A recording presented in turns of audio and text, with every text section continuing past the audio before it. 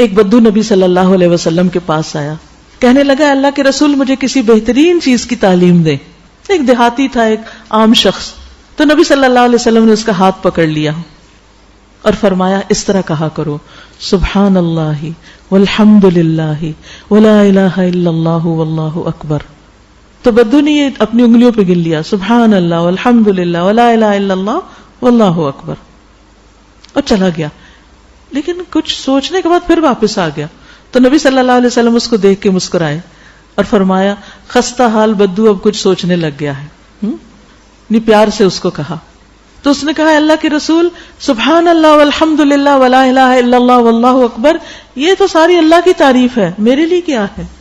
تو آپ نے فرمایا اے اعرابی، جب تم سبحان اللہ کہو گے تو اللہ تعالیٰ کہے گا تم نے سچ کہا، یعنی وہ تمہیں جواب دے گا. جب تم الحمدللہ کہو گے تو اللہ تعالیٰ فرمائے گا تم نے سچ کہا.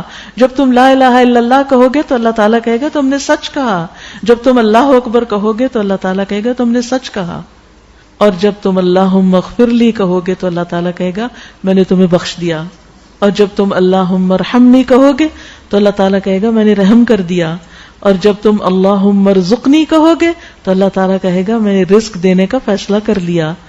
تو بدو نے اپنے ہاتھ پر 7 کلمات گن لیے، یہ 7 چیزیں مجھے کرنی، کچھ مشکل نہیں، یہ سب آپ کو آتی ہیں، صرف کم از کم دن میں 1 دفعہ ہی کہہ لیا کریں یا کسی خاص وقت میں اس کو پڑھ لیا کریں. بس ہوتا یہ ہے کہ اگر ہم مختلف کاموں کے ساتھ مختلف اذکار کو باندھ لینا تو پھر چھٹتے نہیں.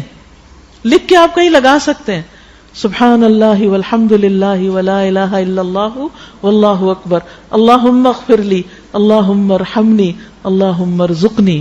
بس اللہ جواب بھی دیتا ہے اور اللہ تعالیٰ دعائیں قبول بھی کرتا ہے. فاذکرونی اذکرکم، اس پہ یقین رکھیے. واشکروا لی ولا تکفرون، اور میرا شکر ادا کرو اور میری ناشکری نہ کرنا. ذکر کے ساتھ ساتھ ہر حال